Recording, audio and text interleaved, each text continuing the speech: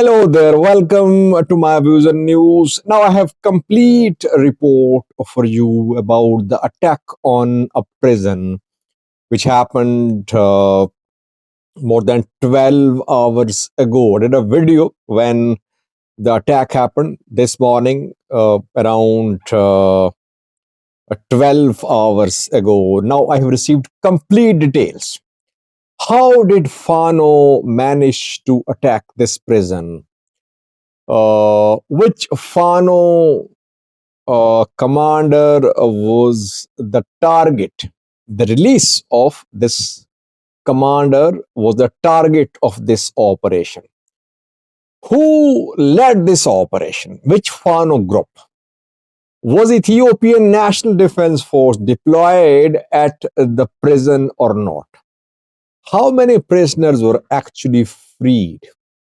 How many Fano members wounded? I have received complete details for you. I promised I would share an update because it's a very important development. Firstly, attack on a prison in a major city is a big news. Ethiopian state media completely silent. I have not seen a single report from any state media outlet about this attack. No report in international media too.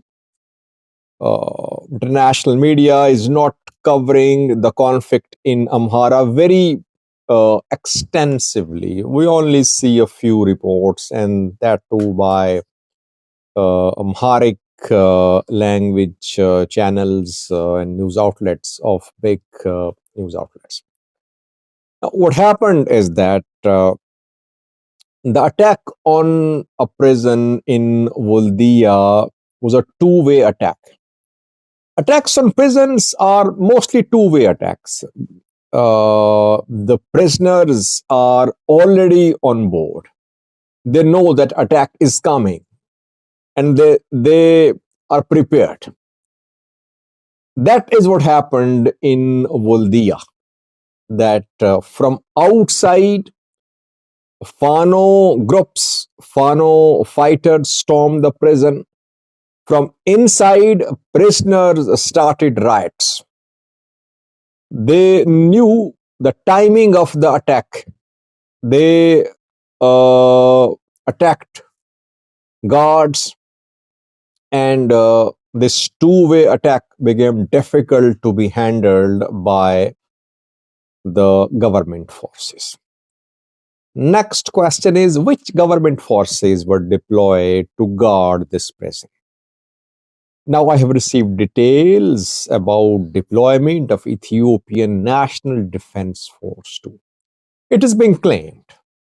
No visual confirmation, but it is being claimed that Ethiopian National Defense Force was there guarding the prison. Amhara police deployed there too, prison police obviously, and militia members. So prison was heavily guarded. If prison was heavily guarded, how did Fano fighters manage to storm the prison? Fano fighters had very precise information about the deployment of security officials there, about the location of security officials there. And as I said earlier, it was a quick operation, two-way attack from outside, Fano fighters from inside, inmates of the prison. Despite the security measures adopted at the prison could not be defended. We have been able to confirm second point. Thirdly, which Fano group carried out this attack? Which Fano commander was the main target? Release of the Fano commander was the main target.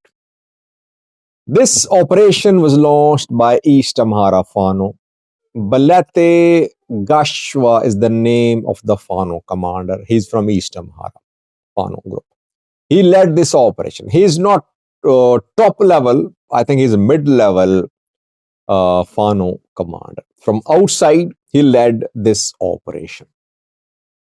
From inside, Fano Ashenafi led the riots. Fano Ashenafi's release was the target of this operation. This operation was launched to free Fano Ashenafi and other prisoners too, obviously. There were dozens of Fano fighters imprisoned at this prison. Fano Ashenafi freed. Again, we have been able to confirm. Now, next question would be, how many died on the two sides? How many were freed? Fano fighters did not suffer any major losses. I could not confirm. I think a few of them were wounded. Maybe a few killed too, but I could not confirm that. But they're confirming that some of their members were wounded. Maybe a few deaths too. Some inmates, some prisoners were killed in crossfire. Security guards were firing, Fano fighters were firing, there were riots, so some prisoners were killed. Actual number unknown, but deaths in prison being reported. How many prisoners were released? And are all the released prisoners Fano members? Difficult to say, but pro-Fano news outlets are reporting that more than 1,000 prisoners were released in this operation. What I've been able to confirm, number is not above 1,000, it's in hundreds. A few hundred, maybe around 500 to 600, but less than 1,000. Around 500 we can say. We can safely say around 500 prisoners escaped. And among those who were freed were Fano fighters too, Fano comrades, those who were suspicious, those who were suspected of supporting Fano groups, they were there too. Fano Ashenafi released. Again, I would say this attack on a major prison is an evidence, a piece of evidence of the total collapse of law and order, security situation in the Amhara region. Just a few days ago, Ethiopian state media, Erega Kabbede, Prosperity Party members, END officers, they were holding meetings in Amhara region trying to create impression as if everything is back to normal in the Amhara region. But nothing is back to normal. I've been, by the way, I don't want to repeat myself, but I have to repeat sometimes. I've been telling the people that nothing is back to normal. Fano group's capabilities are intact. I told you about Fano's entry in Doro Gibber yesterday. I told you that Fano would make a move towards Woldia sooner or later. It happened within just 24 hours from Gorodibba towards Woldia. We don't need any further evidence to believe that Fano's capabilities are intact. Amhara regional government has failed to strike any decisive blow to Fano's capabilities. If they can attack a major prison and if they can free thousands, hundreds of their members, some of their comrades and other prisoners, that just shows their capability. And Woldia is not their stronghold, by the way. Their stronghold is Gocha, parts of Gondar, South Gondar. But if they can attack Woldia, that just shows that their strength is expanding. Their presence is expanding.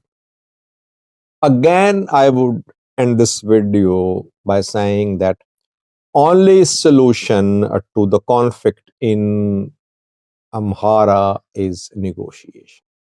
There is no other solution. No matter what government does, only solution lies in talks.